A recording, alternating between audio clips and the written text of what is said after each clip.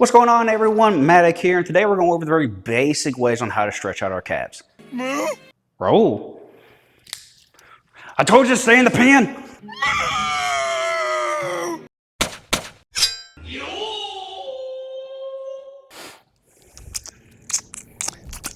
Right. Anyway, so when it comes to stretching out our calves, we're going to concentrate on three main muscles that make up our calves. One is the gastrocnemius, which makes up the bulk of the muscle on the back of our calves. The second one is the soleus that lies just underneath it. And the third is on the front of the calf called the tibialis anterior. So because the gastrocnemius and the soleus are both on the back part of the calf, when we go to stretch one, we wind up stretching the other.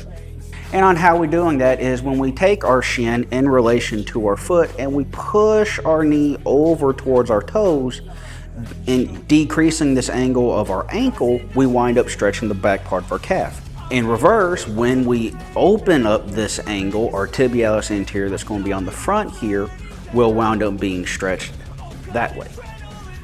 Now, when it comes to stretching out the gastrocnemius and the soleus, there's two ways that you can do this. You can either do this freestanding with one foot stretched out fairly far from the other, or you can do the stretch against the wall so you can get a little bit deeper stretch and better isolation. And this is the method that I typically prefer to use.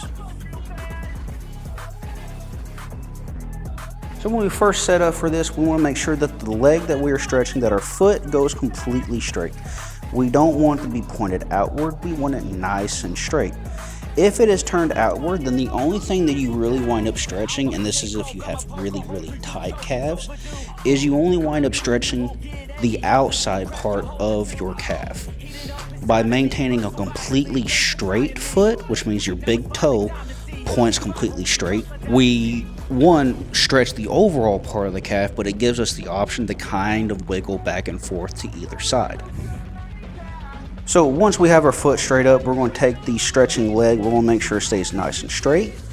Take a step forward, and then we're going to take our hips and our front knee and push forward.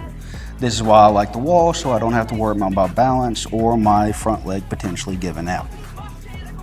So because we are doing this stretch with a straight leg, we should be feeling it pulling mostly within the main muscle belly of the calf. And because we started out with a straight foot in the very beginning, what we can do now is if we feel any specific tightness within our calf, we can either externally rotate our leg or internally rotate our leg to hit either the outside or the inside of our calf in order to get a better stretch for either one. So if we externally rotate, we get a little bit more of the outside of the calf, and if we internally rotate, we get more of the inside of the calf. And then after we've done this for about 10, 20, possibly 30 seconds, depending on what you need, we're now going to bend our knee and sit back, making sure that our knee stays past our toes.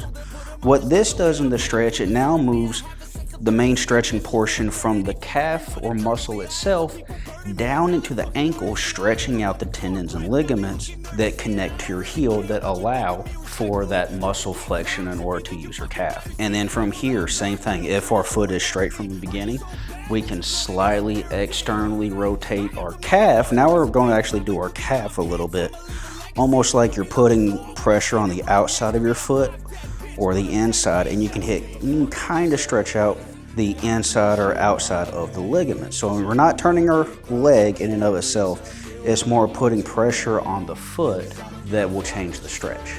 And then same thing for this, hold for about 10, 20, 30 seconds, whatever you feel like you need.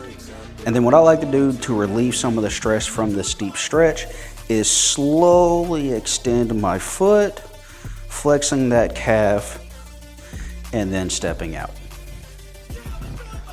And then from there, do the other side to where you can just step straight back, land on the ball of your foot, drive your heel down into the floor, straighten that back leg out, nice deep stretch, rotate your thigh internal or external to hit the different muscle bellies.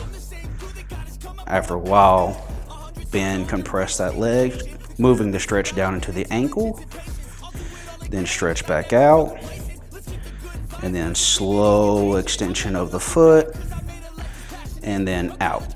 Now next is for the front part of the shin, stretching out this tibialis anterior that's mostly on the front and outside part of your shin. This part is mostly responsible for flexion of the ankle and foot, pulling your toes back towards you.